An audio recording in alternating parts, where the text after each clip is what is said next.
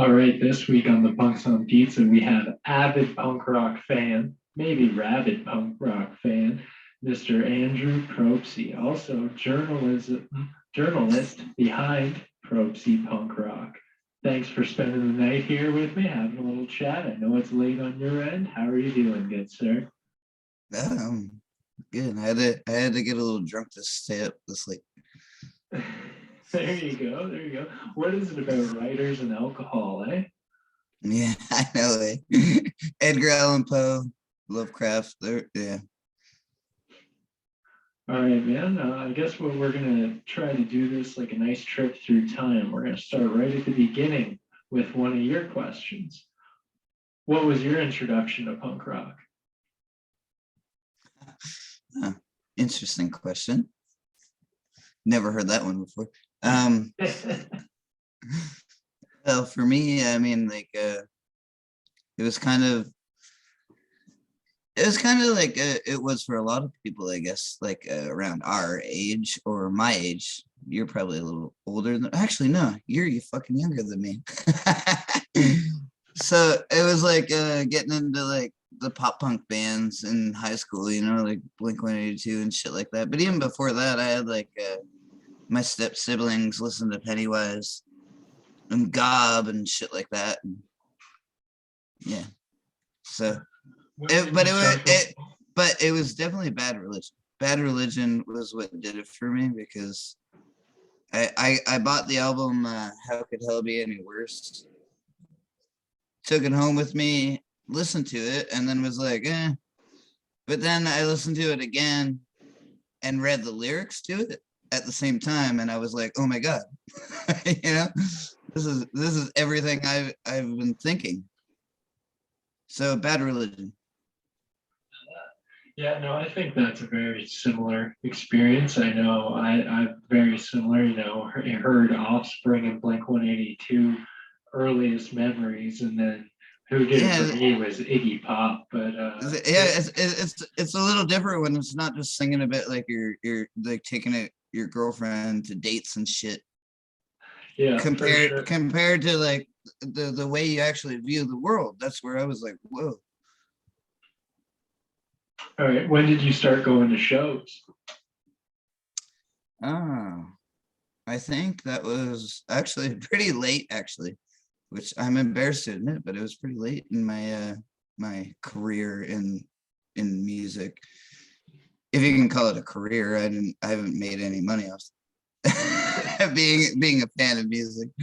But I think it was like around 2013, I started going to my first concerts. But I'm also 31 years old, so I mean, like, there was a big gap of a lot of shows in between there, right? But I made up for the missed time. But yeah, I'd say it was 2013. It was a Misfits show in Peterborough at the venue. Yeah, I remember when they came through town. Yeah. I wasn't Jerry only was such an asshole. I really wanted to meet him, and I had waited out there hours to do so. And when he finally came out, he just brushed past all of us. Dick move. It was just crazy. Like I've gotten to meet some pretty rad people since, who in my opinion are way cooler than Jerry only.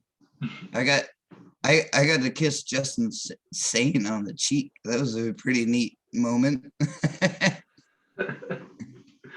And it was a sneak attack. He didn't see it coming. Nice.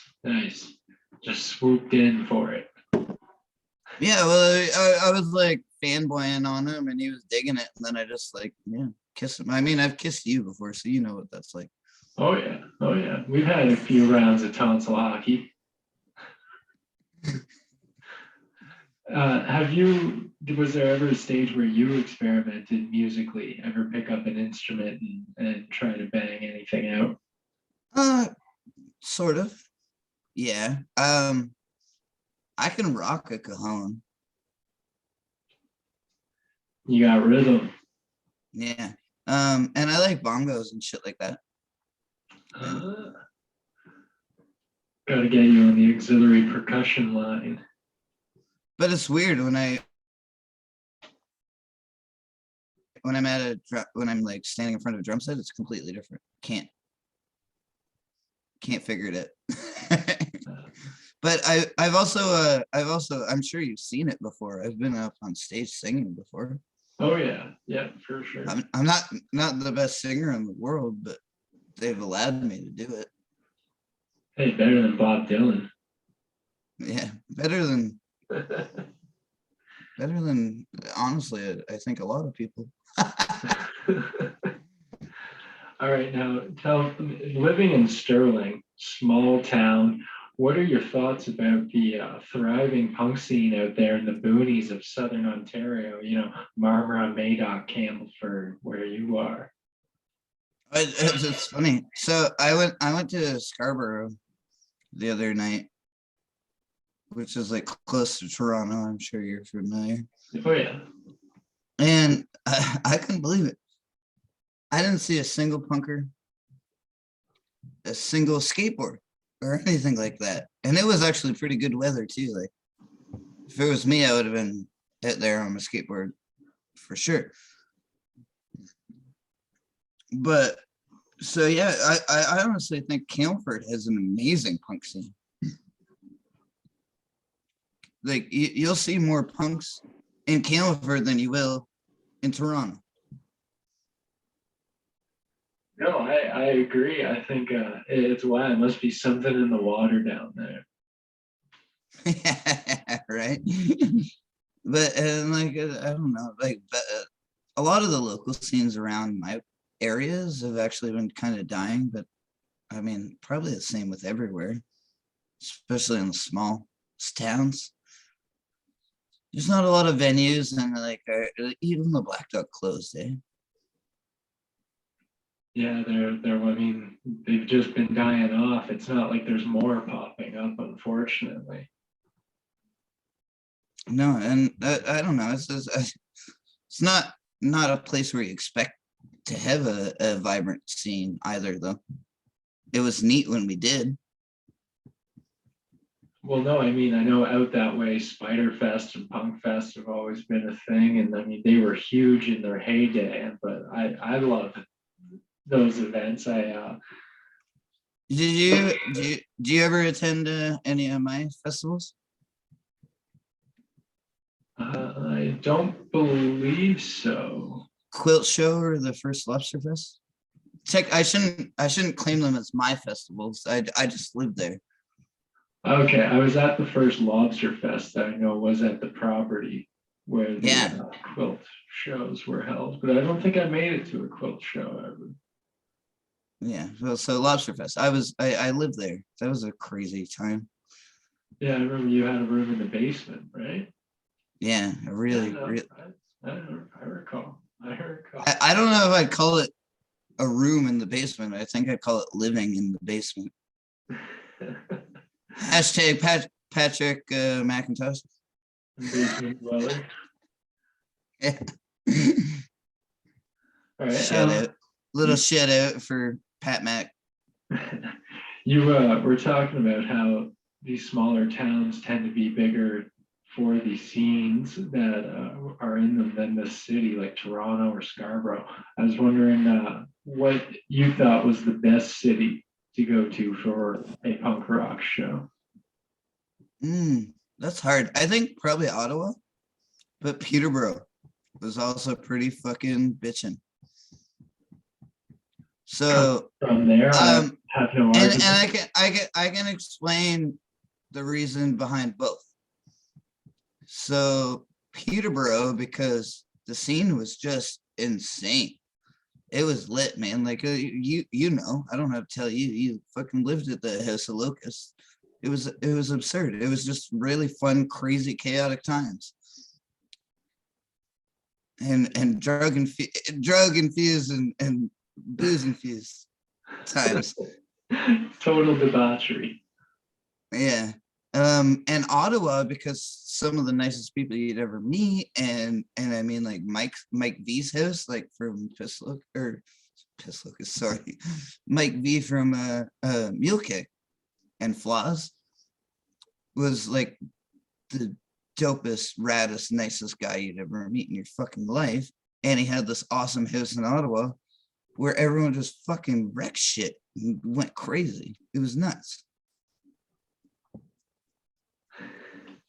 His kitchen literally caught on fire at one of the shows. Jesus Christ. Do you have any tales from the House of Locusts? You know, Brad was obviously on the podcast. Yeah, that was rad, man. That was some of the best times of my life, to be honest, hanging out there. I think it was before you lived there. Oh, But yeah. it was some of the best times of my life, and that's how I got to meet a lot of these people. So what was it, 315? 352. Well, yeah. Don't expect me. I'm from Sterling. Don't expect me to remember the address, but I was close enough. And yeah, some of the best times of my life and some of the best parties of my life. And I think it was the last party. The last party. Do you remember that? Were you there? The last party? I mean, I lived there. It wasn't the last party that happened at the House of Locusts, but it was called the last party. Okay, I think there was like on Facebook and everything. It was advertised as the last party, but there was definitely I wasn't there for that. Parties after that. Okay, so that was my first interaction with the House of Locusts, and it was awesome. That's when I met Jasmine, and Jasmine was just like so sweet to me. She was like, "I've heard so much about you," and blah blah blah blah. And it was so cool and very inviting. And then like Brad was really fucking dope too, and yeah, everyone was so rad. I miss that place so much. I do too. A lot of the time, actually, those were some of the greatest times. Now, you were talking about meeting them. I wanted to talk to you about when we first met. That was at the Bell Pub in 2016 for Bud Fest. I was wondering if you had any recollections of that show. So Bud Fest, I one recollection I have from that show is that Bates made me a really cool t-shirt that I still haven't received.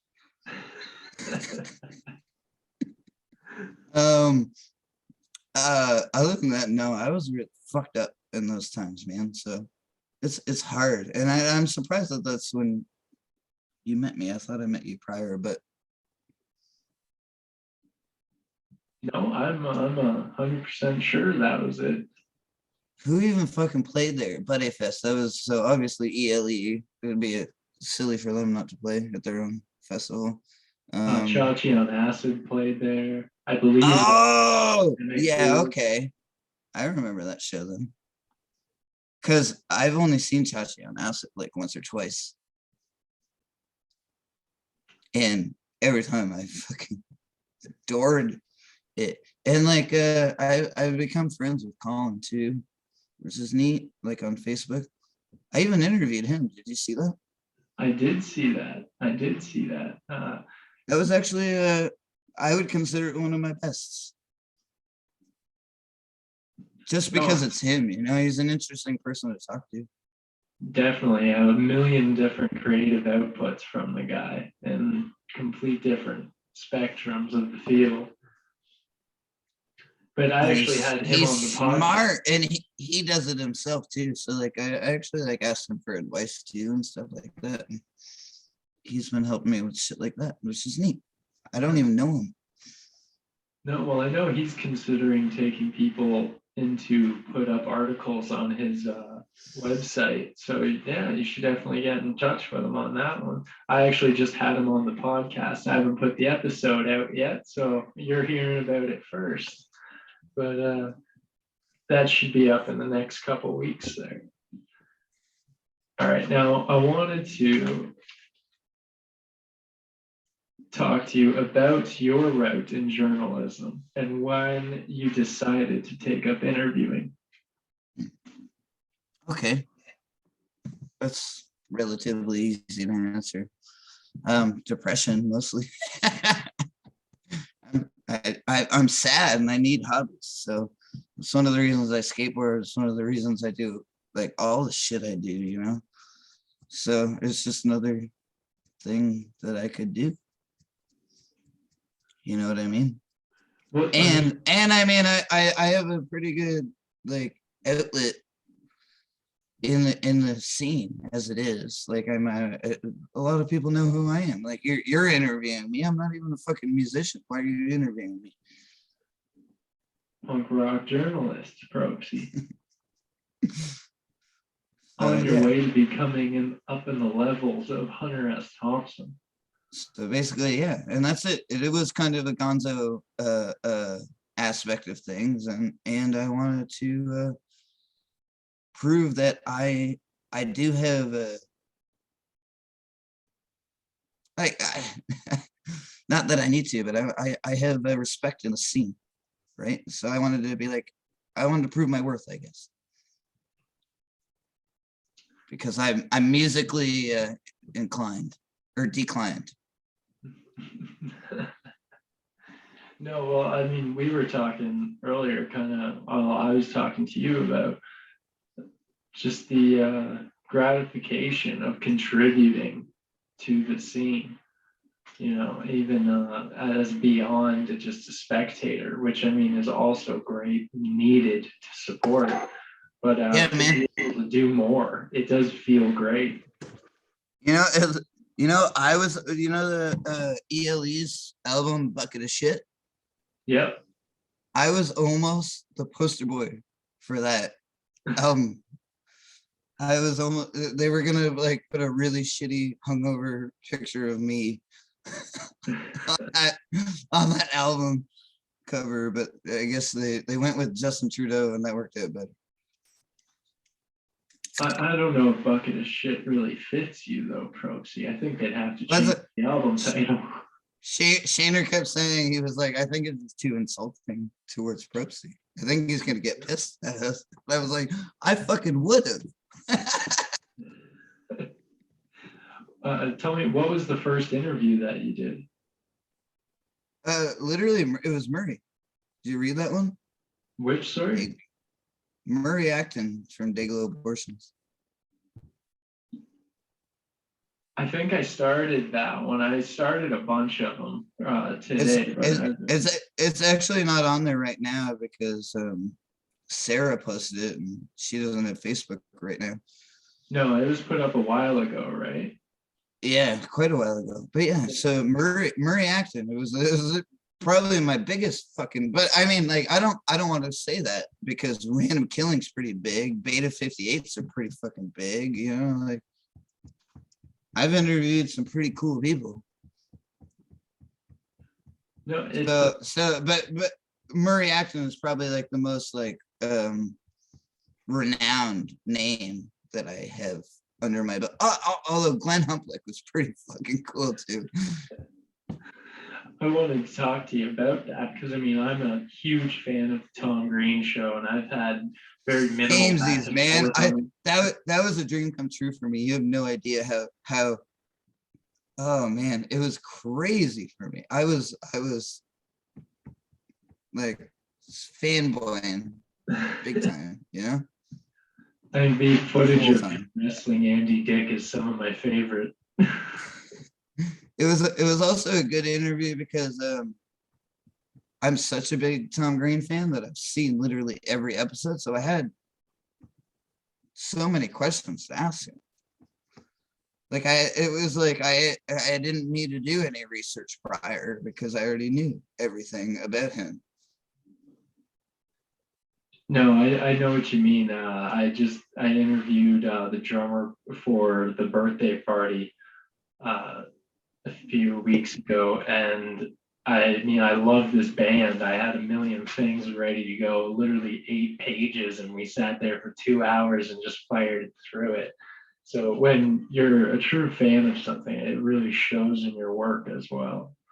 Yeah, I know, and I find it funny since I've gotten into interviewing people. I wonder if I'm offending certain people, time or effort, or get it out of the way. Oh, that was a major freeze right there. I lost you at you think you're offending people. Okay, good. Are you freezing again? Oh, yeah. Yeah. we're having issues all of a sudden, eh? All right. I think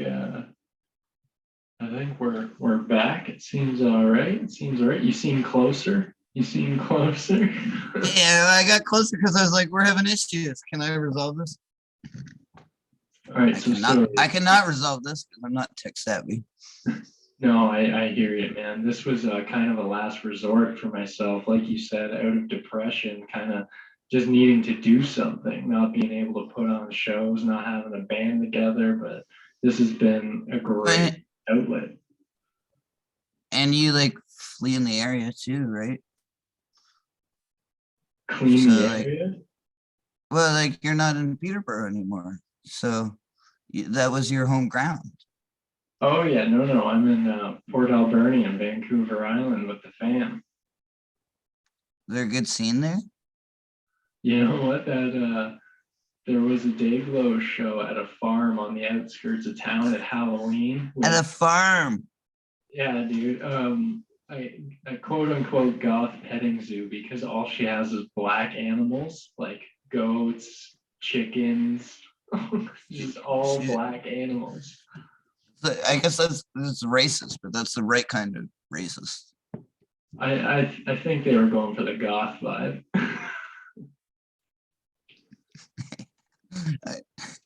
But no, that was not one white sheep.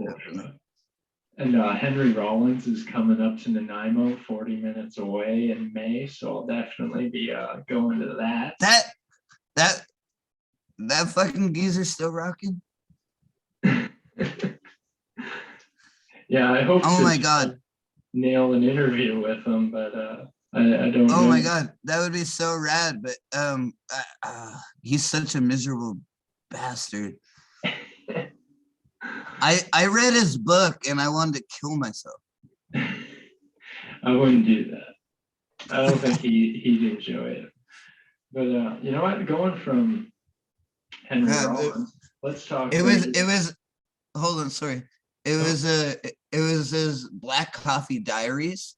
So it was like his teenage angst diaries, like his journals from when he was like the most miserable sack of shit that he could ever be. And yeah, don't read that. When he was scooping ice cream at the Haagen-Dazs shop. I read 2 books, 2 of them. There's 3 of them. It's a trilogy. And then I was like, this is so upsetting. I don't think I can handle the 3rd one. And I just stopped the series right there. I haven't read his books, but that's funny to hear because his like spoken word stuff is right on the brisk of being stand-up comedy. Oh, or psychotic. All right, going from Henry Rollins, let's talk about your interview with the great Keith Morris. What? I didn't do that. What? I thought you interviewed Keith Morris. I fucking wish. Chris Hill. Murray Acton. I sworn that in the Warehouse of Strangers radio, you posted an interview of Keith Morris. No, that would be a dream come true for me. Didn't know. Fuck no. Oh, Jesus Christ. Well, sorry, man. Sorry to put that out there. Fuck, get an interview with Keith Morris. I guess so, eh? He probably would. I was talking shit about him the other day, so maybe that's why you're confused. I don't know. I don't know. Warehouse of Strangers radio. When did you get onto that community? Holy, that was a long time ago. That was actually, holy shit. I didn't actually think about that, but I've probably been a member of that group for more than 8 years. Yeah, well, I know the dirty Pat Walsh is an amazing human being. Oh man, Patrick Walsh is amazing. Yes, he is. And I don't know who fucking introduced me to that either.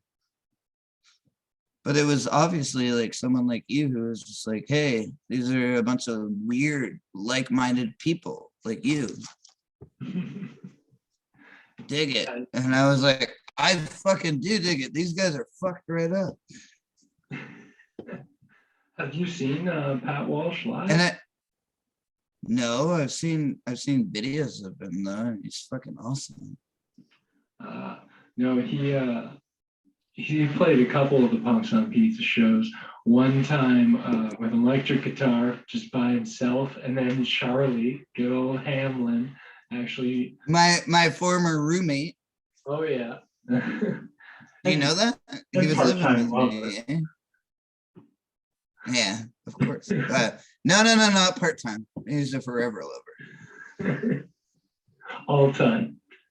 Yeah. No, do you know that? He was living with me like for a long time, actually. Yeah. No, I know you two were both working on cars together and stuff for quite a while, right? No, that was him working in our garage on his own stuff. Oh, I thought you were getting in on that business. He doesn't let me wrench on his shit. He's like, I know you're. He's like, I know you're a good mechanic, but I just like to do my own stuff. And I'm like, okay, I don't like to work anyway, so that's fine. I mean, to work the least and get paid the most is ultimately the goal. But I'm not getting paid nothing. Well, I should now. I still got his car here. No, I'm just kidding, Charlie. If you're hearing this, I'm only joking. All right. No, I really do love him. He's a great guy. On the matter of making money, which you just said, have you considered creating any physical fanzines of your interviews to put out there for sale? Well, I mean, sort of. I mean, that's kind of what I've been thinking of it. Because, like, after 12 years of like wrecking my body for work, I want to kind of use my talents, my other talents now. So I want to see if like maybe skateboarding or punk rock can be a thing for me. I'm not saying I'm gonna get sponsored skating. I'm fucking not anywhere near that good. But I could be like a entertainer on YouTube or some shit, right? How is the skating going? Awesome. Loving it. It's going so fucking great. I know Ontario I'm just hit with some major snow again. Have you been able to get out there much lately? Well, I'm pimping at my garage, so I can still get out there. Oh, nice. I know I'm building like all sorts of sketchy redneck ramps. I know you were getting in trouble for skating in the house. Yeah, I still do that too. I mean, like, I have authority issues. So you tell me something, and I'll be like, the more you tell me something, the more I want to break it. You know, the more I want to like disobey. Yeah, I'm a piece of shit like that.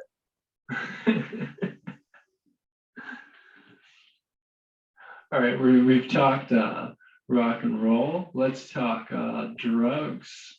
All right. Oh God, yeah, I have a pretty interesting history of those. All right. Well, let's start off from the beginning. What was your introduction? I guess weed. Yeah. Like early before high school. When did it start to get into harder territory? Mushrooms was like probably the first hardest thing I ever fucked with. And then that was crazy, but really fun. So I was like, wow, yeah, I'll def do that again. And then, so I kept doing that. And then, I don't know. I don't really want to expose or name names or anything here. So I got into like the drug house and the shitty situation there. And that's kind of where I got into blow like big time. And then also speed and blow. And suddenly that's all I ever wanted to do. No, personally, I was never really too big a fan of cocaine. Never really got me, but speed I always found to be one of the most efficient substances when used under the right circumstances. It's funny. It was at your old place, but it was before you were living there. The first time I ever did speed. And they were like, we couldn't get plus, so that's why we ended up with speed. And I was like, this is the best fucking drug in the world. I mean, less heady, longer lasting. The government's always made the cleanest speed. Yeah, Christ. It was a wacky night of doing lines off the, this is interesting too. It was after a Dayglow show. Maybe you were there. We were doing the lines off of, I had just bought the vinyl for Ed of the Womb. Okay, yeah. For the show at Red Dog? Yeah. Yeah. And we were partying with Dayglow underneath, like in the basement. That was the Underdog. The Underdog, yeah. Yeah. The Antics opened. Yeah. That was such a fucking sick night. No, Cretan is one of the most approachable, cool guys I've ever met. Every time I've seen him, I've been able to just kick up a conversation, smoked a joint with him at Red Dog that night. Well, I mean, I've gotten everything Dayglow that I own signed. Nice. So That's beauty. that points out how cool he is. Like that he everyone's bothering him. And he'll still do that for you. Any other notable inductions to the autograph goods section at your place, Probst? Not anymore.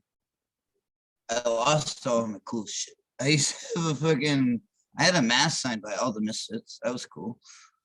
But by Odorous, is that what you said? No, by all the Misfits. I wish it was Odorous. Are you fucking kidding me? No, okay. Dude. I've never seen Guar. That's a dream for me. And unfortunately, the best part of Guar is gone. Oh, 100%. One of my biggest regrets is not seeing Guar while Dave Brocky was still alive. So you're in the same boat as me then. Oh yeah, I love Death Piggy, Dave Brocky Experience, X-Pigs, all that. Yeah, me too. I even love their new shit, but it's just I wish I could have saw Dave. He's a very important musician in my life. Like he means a lot to me. And I literally just discovered him practically. Thanks to Matt McCormick. Shit. Nice. Well, I remember you posted not too long ago about really getting into Guar, and I was saying, yeah, it was that time. Yeah, when I started watching the movies, and you started sending me the movie suggestions and shit, and I was like, yeah. Well, yeah, I think Guar is a great bridge for punk and metal fans. Like their earlier stuff is super on the punky side, and all their metal had a punk message behind it because that's who Dave Brocky was. What are your thoughts about like bands like Slipknot and shit who kind of did the same stuff, but not really in the same way? Like, I think Slipknot's cool and whatnot, but I don't think they did the same thing as, I don't know. What's your opinion on that? Aside from the masks, I wouldn't say they're too similar. I think there's closer resemblances to was it They're Lord? definitely not similar. It's drastically different music. But no, Slipknot. When I was a kid, I think I was 9 years old. I was introduced to the self-titled album and Volume 3, Subliminal Verses. And when I found the Iowa album, it was like one of the most hardcore things I'd come across in my. I was just gonna say Iowa is so good. It's an incredibly heavy album. Mm-hmm. Yeah, no. It changes the way you look at music, in my opinion. But like, it's for a new metal album. It's funny that like you can have an impactful album like that, like Iowa. What do you think about the Mushroom Head versus Slipknot drama? The Mushroom Head versus Slipknot drama. You'd have to enlighten me on that. Oh, okay. So you don't have thoughts on that one? No, there was a band Mushroom Head that came out shortly. I'm familiar with Mushroom Head. I'm into all the weird shit. Oh, okay. No, so I liked them way back, but I didn't know they had a beef. Their fans hated each other and always blamed each other's band for ripping them off.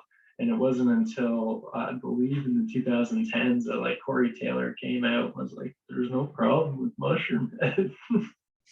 He's like, you know what? I actually like these guys. They're pretty rad.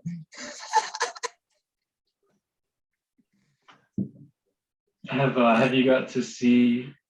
Okay, we talked a lot about some of the local bands that you got to see, like Antics, ELE, White Lie Epidemic. What are some of the bigger bands at like Well, I mean, that's something that I can go on about for sure, and I would love to.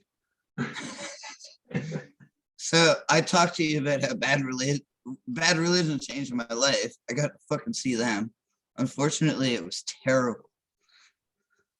Sound quality was like absolutely garbage. Where was that? Yeah, that was at Amnesia. Oh, okay. But so basically all the Misfits, Lagwagon, Bad Religion, Rancid, No Effects. Like I've seen every pop punk or like skate punk band you can think of, basically. Okay, I went to Rockfest in 2017, and it just amazes me when I think back to all the bands I saw over the course of that weekend. How many bands did you see in a weekend? I couldn't tell you a number, but I mean, I do remember seeing Bad Religion that weekend. I was there mainly for Iggy Pop. Jello Biafra was another huge highlight. You were at the same show as me. 2017, yeah. Oh no. That was a couple years later, actually. Sorry. I think 2015 was my last Rockfest. But yeah, I don't know. It was badass. It brought some. It was like nostalgia city. Well, it completely takes over the town. Well, took over. They don't do it anymore. But that little town, Montebello. I know, it was insane. I saw cars like running into each other and shit in the streets. Like, it's nuts.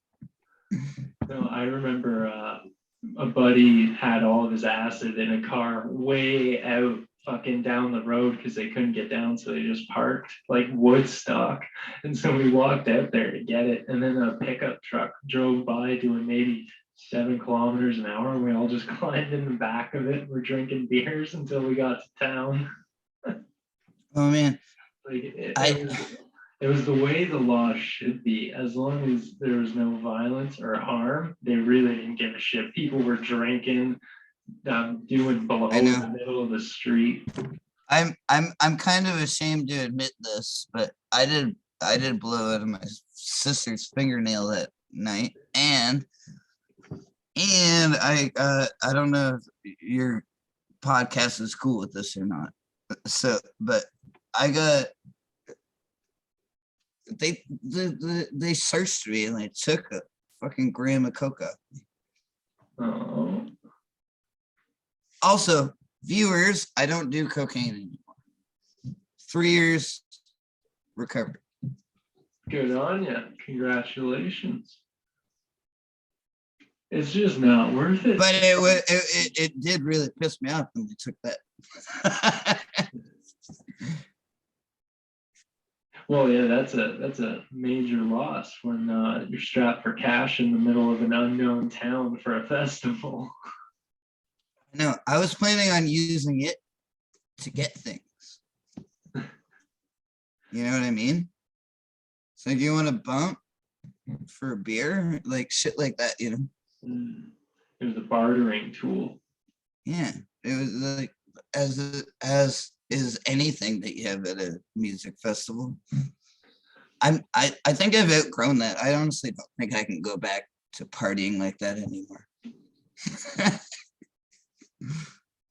It's funny. It's like for me right now, this day and age, it needs to be like one weekend out of 8 months if it's gonna happen. I'm not weekends too much. Like one day. One day is all I can handle. One day of just like getting shit faced and going crazy. Any other festivals? We talked about Lobster Fest earlier. Any other small town festivals? You have any experiences you want to share? Well, I mean, I got to give a shout out to Spiderfest, right? But I've never actually attended one. Yeah, but I ran into you at Shenan Fest, and so there's another thing to give a shout out to. Yeah, well, Dan and because of COVID, there's not a lot of things going on now, so I don't know. Yeah, really how to answer that other than Spiderfest that I've never actually attended and Shenan Fest. Well, Dan Shenan, the owner of that property, he is a beaut of a human being. And I met him. He's great. I know Charlie had his birthday there, and there was a show. Were you there for that? Yeah, I was there for that one. Okay, I remember that. We played there, and I mean that was honestly out of all my time. I used to have a poster for that too. Nice. Of all my time playing, that's definitely like the proudest stage moment to getting to play on the Spiderfest stage. That was just heartwarming. Yeah. Who can I interview you for a second? Oh shoot. Who do you think is the biggest celebrity, like punk rock wise, that you've ever met, talked to? I know that you've shot shit with like some pretty cool people. So that I've actually like got to talk to, I would probably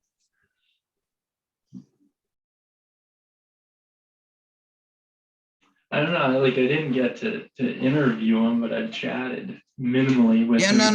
I'm not talking about interviews.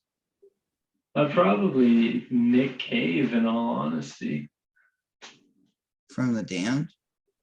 Nick Cave from Nick Cave and the Bad Seeds and the Birthday Party, which were an incinerating Australian post-punk band from the early 80s. Definitely worth looking into if you're unfamiliar. Yeah, well, obviously I'm unfamiliar. I'm so unfamiliar that I said from the Damned.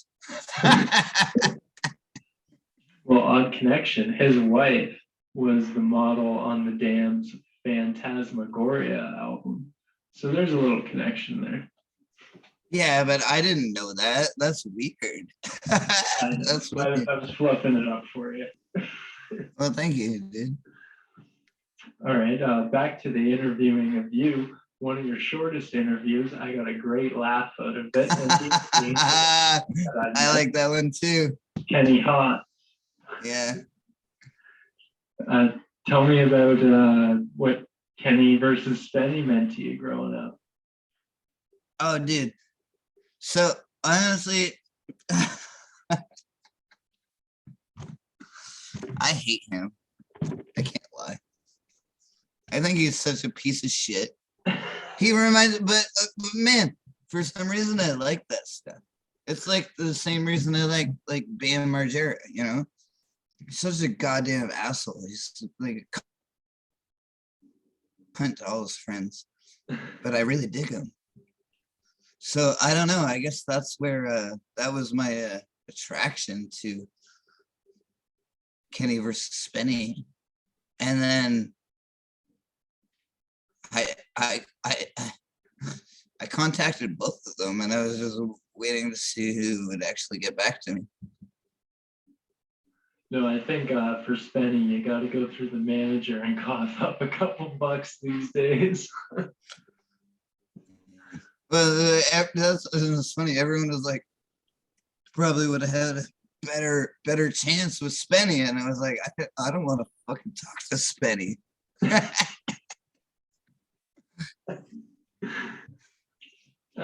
He doesn't seem like an interesting person to me. No, Kenny is the guy I want to talk to. But for the shortest interview ever, it was one of my best interviews ever. I got fucking the most likes out of anything. Short and sweet. Yeah. Tell me about what you hope to do in the route of journalism in the future. Oh, finally, a question that I actually enjoy. I'm just kidding. No, that's actually a really good question though. And I don't know, to be honest. I don't know if I want to pursue this or if I want to like keep being a mechanic or what I want to do. I really want a podcast, and I want to, and Cam and I are kind of working on an idea for a podcast, which is basically like what we're doing now. Oh, there you go. There you go. So that actually was going to be one of my next question there was if you were considering going into audio or video formats. How are you looking at tackling that? Ask Cam. But we're going to call the show the Cam Drew Show. The what show, sorry? The Cam Drew Show. The Cam Drew. I like it. I like it. Not Scam Drew, eh? Oh, that's even better. Maybe we'll have to rethink that. Golden. So what you're thinking of pursuing what? Interviewing people, what, the two of you? I assume it was kind of the same as what we're doing on the page, just more a little more interactive, like this is, for example. Now, I know you were saying one thing that you did really like about the text format is that you can take your time going back and forth between the questions. Well, what do you think of was it going to be a difficult hurdle to do that time crunch in a video or audio format? You mean like for me? Yeah. No, I mean, I whenever I get asked questions, I'm usually pretty prepared, pretty ready, the answers that I have. And then if you surprise me, and I don't know, you probably noticed I'm pretty good at improvising, coming up with things on the spot. No, that didn't really intimidate me. Well, no, I definitely look forward to seeing or hearing that in the future. I know Cameron's always got some output of creativity that he's working on, always something in the works. It's so handy. It's so handy to have him as my editor too. Because it's like I don't want to fix these things, and then he'll just do that. Dude, that's a great gig. Editing is the fucking worst part.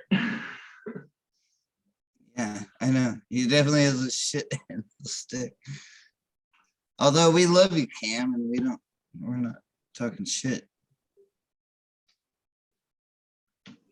Yeah, no, I love Cameron. I've actually invited him on to the podcast because I would love to chat with him about.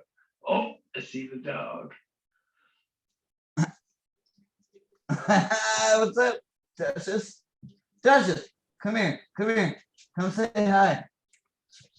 Come here. She's not gonna come. Come on, Duchess. Oh, beauty.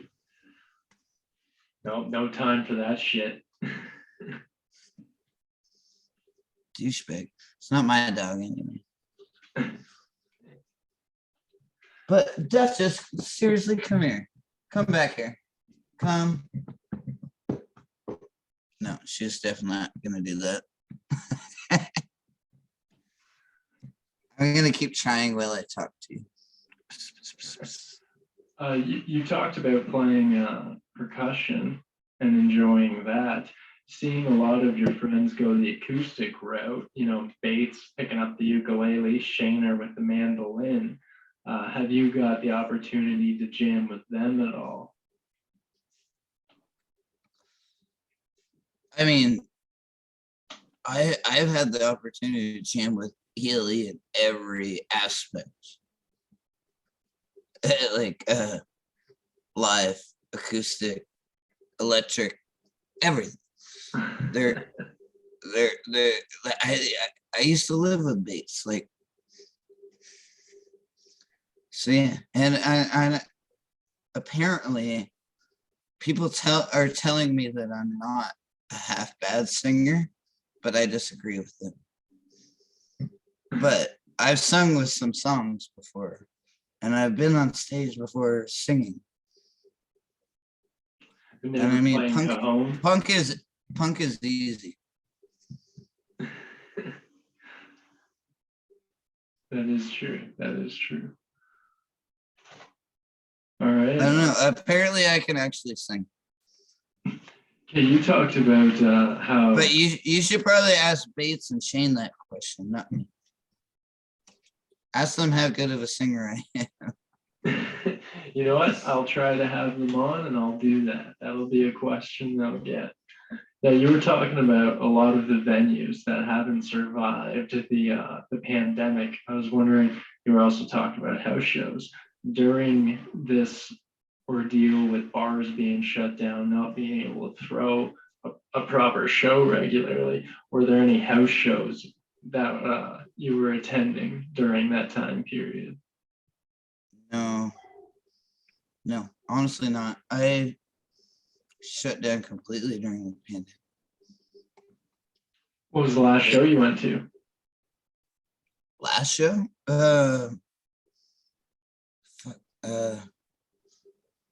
Well and Wasted, ELE.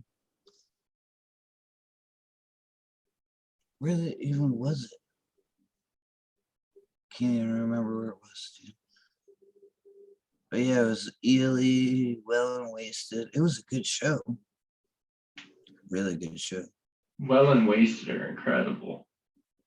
They were amazing. And man, he was like moshing and like standing up on the table, and I was like pushing him and shit. It was awesome. Yeah, no, they're great. They'd come out to Punks on Pizza a couple times, and always incredible. There's some great photos of him in a Snow White dress with a giant bag of baking powder, and he referred to himself as Blow White.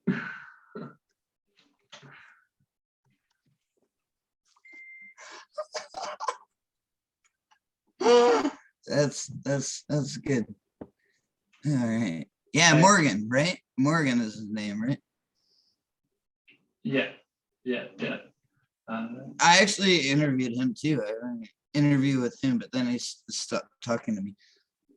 But I assume not because he didn't want to stop talking to me. I assume he was busy.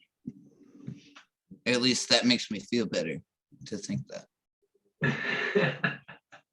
You know what? I'm sure it was personal, and there's nothing but a raging hatred going on now. Yeah, he's like, fuck that Probst guy. What a douchebag. Said all this shit. Didn't even post it. And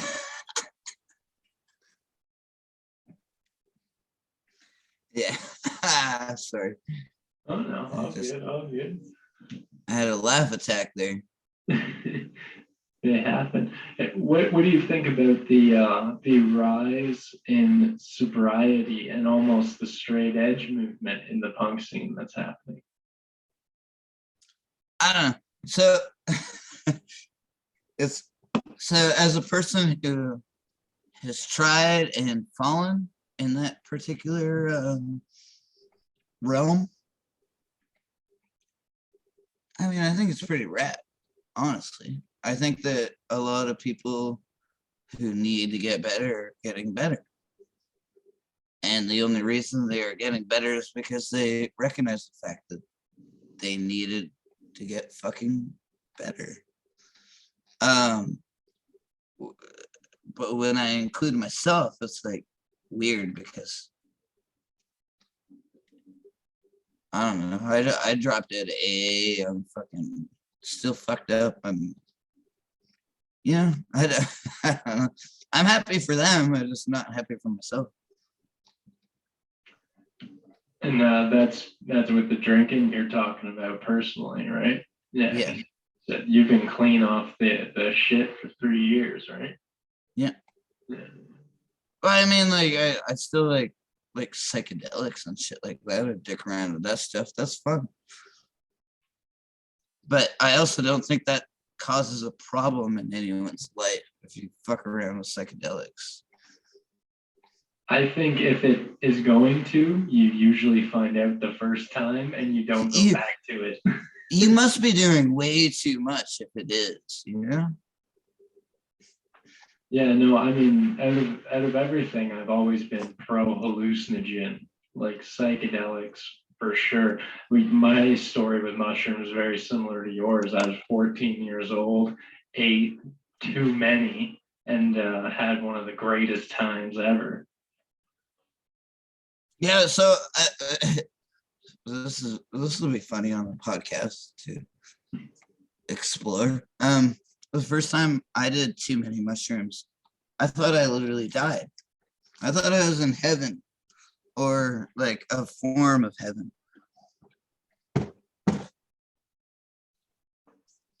Because everything was exactly the way I wanted it to be.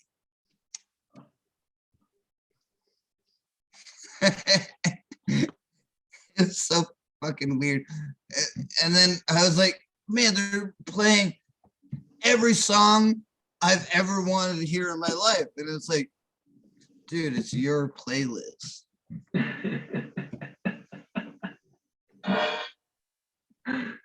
Golden.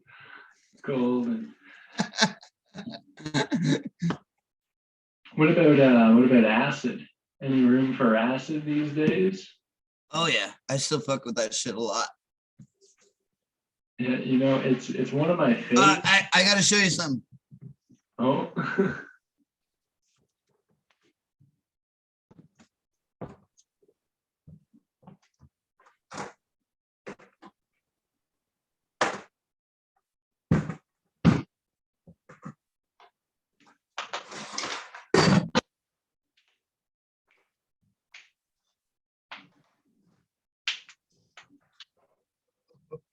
Ooh. Don't worry about it. Don't worry about this. This is fine. I was worried. This is life. When you have a skateboard rack. I'm sorry, I'm still on my podcast. The skateboard tree.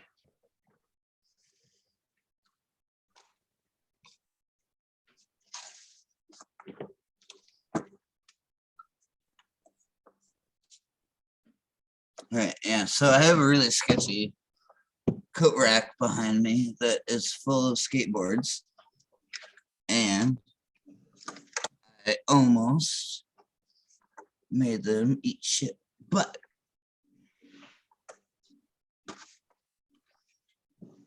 I want to show you this because it's really neat. Nice. So creature headshot.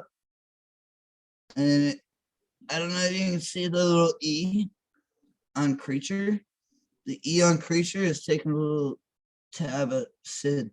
Oh, very nice. Isn't that dope?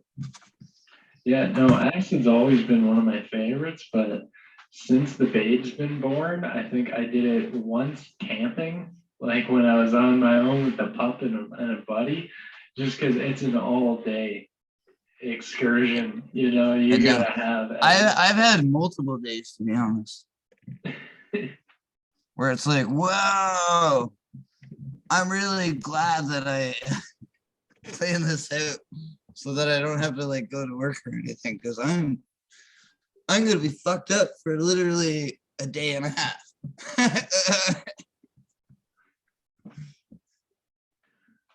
All right, you know what? Tell me about now. This isn't really music related. This is getting a little more personal. But tell me about gaining a brother in the great Eric. That was pretty rad. Yeah, I got a brother. What do you mean? Like you're talking about E-Rock, right? Oh yeah. Well, yeah, E-Rock's my brother now. On paper, He fucking, I guess he dipped his shit in my sister. And then he liked doing that, so he was like, yeah, I'll stick with that. And now he's fucking married to her. And he has my last name. How cool is that? No, I think that is so awesome. I think because you know, like, what an amazing family. There was only one Probst before. Because she doesn't count. Because she wasn't near as cool as I. But now, I'm just kidding. And I'm only saying that because I know you're going to see this. Yeah, but it's fucking cool, man. I love him and I want him. I respect the shit out of him, and I love that he has my name now. Yeah, I saw that and I thought that was absolutely awesome. Too cool. Eric Probst. Eric fucking Probst. One of my best friends just took my last name. How fucking cool is that? I mean, I feel like you should be entitled to fuck him at least once. Shh. That's for another broadcast on the internet. Honestly, it's really cool. I love him, man. And he's awesome. He's cool. He's a nerd. Plays video games and skates and fucking rides bikes. He's a cool guy. Yeah, I love Eric. Total sweetheart. But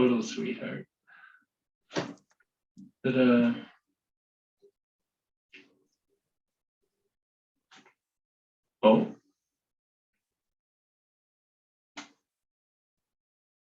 Okay, oh, sorry, we're back now. All right, tell me any interviews in the near future coming up that you're working on. Well, some that I'd like to get posted would be like Murray's. Cam, if Cam's watching, post that, edit it and post it. But are you familiar with the chick named Deborah Wilder? I can't remember what her band's name is, but she's like a cool heavy metal chick. I interviewed her. I really want to post her shit. I don't know, dude. I'm sitting on a lot, to be honest. Justin Copeland's like from This Corporate Life, Richard Berry's from various projects. Sorry, who was that from Corporate Life? Justin Copeland. Okay, yeah. No, they're a tight as hell metal band. Like they're great. Oh, they're heavy as shit, yeah. And Justin's a really cool dude. Yeah, I know. He had played a lot of shows I put on. He was always there with his wife. She was great. I've never met her. I'm not like tight with them. Just like via Facebook. Like I've been talking to him a lot. He's a really nice and smart guy, you know? I think it was Mason's birthday actually just yesterday from that band. But have you got any shows in the near future that you're going to or want to? I did see some talk about tickets for a Circle Jerks show. Okay, no, so the Circle Jerk show was that was me commenting on someone else's post. I fucking wish I was just asking if Jerks could even put on a good show anymore. Apparently, yes. Keith Morris still got it. But no, I am going to Pop, and I also have a LGC, Lord Jane Grace. Okay, yeah. When are those coming up? Well, fuck. I can't recall because the concert was supposed to be tonight, but it got rescheduled. So I can't recall when it actually got rescheduled to, but I think it's like June 1st or something. Okay, yeah. Any B.A. Johnson shows in your neck of the woods at all in the near future? He rolls through there quite often. No, but I could host him somewhere. Also, I've interviewed him. Did you see that one? I saw that you posted the interview with B.A. Johnson. Yeah. I think it's amazing the punk cred that B.A. Johnson gets. Every show, there's always a mohawk and a patchy jacket. It's pretty great. Oh, I know. I didn't even realize he wasn't a punker until I started talking. I think it's just DIY spirit, man. That's as punk as it gets right there. And now he's a really nice guy. He talks to me often. He's like actually a really nice guy. Yeah, another guy that's super approachable. Yeah. I bought a copy of his children's book, Gary the Seagull, and he signed it to my daughter Ophelia when he shipped it out. Like, super cool guy. He has a book. Oh, dude, yeah, Gary the Seagull.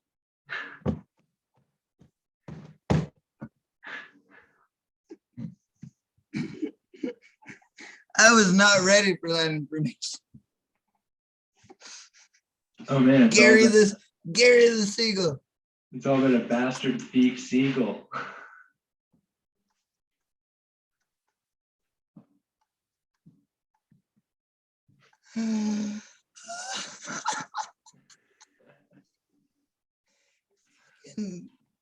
Thank God.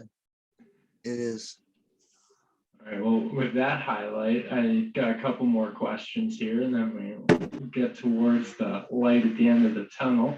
One question that I like to ask all my participants. What was the shittiest bathroom you've come across during your days of punk rock shows? And no more porta potties. Everybody cheats with that. No. Venues. No. This is a cheat answer too, though. Because straight up, absolutely the shittiest bathroom I would not be able to remember. You know what I mean? It was like in and out, and I've been to so many dive bars, dude, that there's been so many shitty bathrooms. I know we spoke about the Bell Pub. That's where I met you. Okay, let's just say that. Let's just go with that. That's actually a good answer. They have a trough. I've never seen anywhere else that had a trough. Let's go with that. That one. The piss trough feels like a relic from times past. I've never seen one anywhere else. You know what I really hate about it is sometimes what people do, like, amongst it. It's like, dude, you guys are pissing. Stop interacting. High five. Yeah. No, I think one of my favorite pictures is Chris shitting in that trough. In that trough? Mine, that's easily my favorite picture. no, of Chris and the pup. That was amazing. I can't believe he did that. And I can't believe he posted that on Facebook and Sylvia didn't say anything. I think they're all right with a little. Oh, Sylvia, yeah, the owner. Yeah. Yeah, I remember her little like short, crazy black haired chick, right? Yeah, dude. Yeah. She was a nutbag. I remember a dude wasted going pretty hard. You might know his name. I don't recall it. Pretty hard during the Chachi on acid set. And she came up and she grabbed him. She's like, you need to sit down and have a beer, not like a water. Not like you need to. That was me. Something. No, it was this dude. I would recognize him, see him. He always had like a vest on and black greasy hair. I'm trying to. Oh man, yeah, they tried to do that shit to me one time.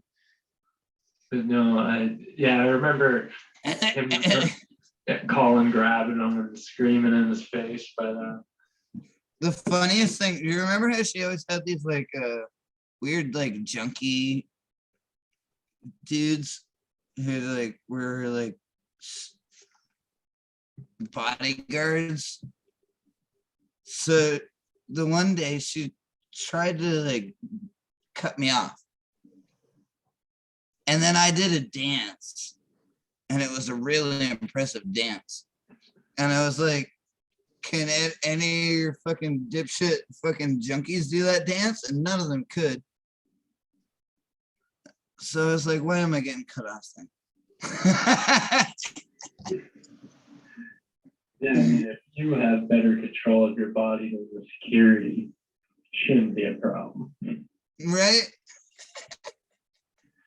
And honestly, man, I can kill it. I'm a pretty good dancer. I don't dick around. I'm a skater, man. So you know what skating is? It's literally a ballerina on a board. I could see that. I could never get a fucking board off the ground to save my life. Skated for a few years in my youth, could never get that fucker off the ground. You know what I mean though? That's what it is. It's balance and it's acrobatics and shit like that, you know. It's a total finesse. Ballerina on a board. It's kind of gay. But hey, nothing wrong with that. Well, I mean, I'm super duper gay, so. No, I hear. I think we talked earlier about how we've had a few rounds of tonsil hockey in the past. Yeah, that was fun. That was funny too. And like, I remember there was one time you and I were hanging out, and there was like a bunch of like, it was like after a punk show, and there was a bunch of guys who were kind of yelling at us, like at a jockey sports bar across the road. And we were like, fuck these guys. And we just started making it in front of them to upset them. That was pretty funny. It's always great to discomfort the normies. And I think that shines through in the punk rock spirit. Absolutely, it does. All right, Probsty, before I let you go here, is there anything you want to plug? Any bands you want to give shout outs to? Anybody Bad Waitress looking to interview that might see this? Bad Waitress. What's the other one? I really want to talk to Bad Waitress. All right, Bad Waitress, you heard it here. And the Anti-Queens. And the Anti-Queens. Bad Waitress and Anti-Queens. Very nice. Both terrific bands, by the way. Anti-Queens always puts on a great live set. I actually remember, funny story, you brought up Matt McCormick earlier at Show me your butthole. at Lobster Fest. He was sitting there, I think, with Vivian and a few people, and they were on acid, and they were watching Anti-Queens, and they thought it was Cross Dog the entire show until at the very end she was like, "All right, Cross Dog up next," and they were like, "What?" So they referred to Anti-Queens as Dog Cross for the longest time.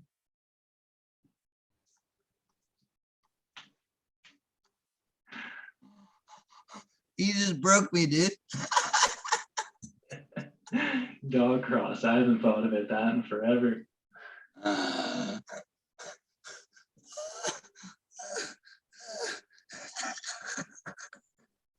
That's good. Fuck you, Mickey. I'm gonna call him Mickey because Oh, dude, thanks for having me out, and I hope this was good and usable. Hey man, thanks for partaking, and keep on doing what you're doing. What am I doing? You're a journalist now, man. I guess so. All right. Fucking push it, buddy. Fucking push it. Thanks again for being on the Punks on Pizza podcast, Probsty. Wish you nothing but success and good health there, laddie. Thank you.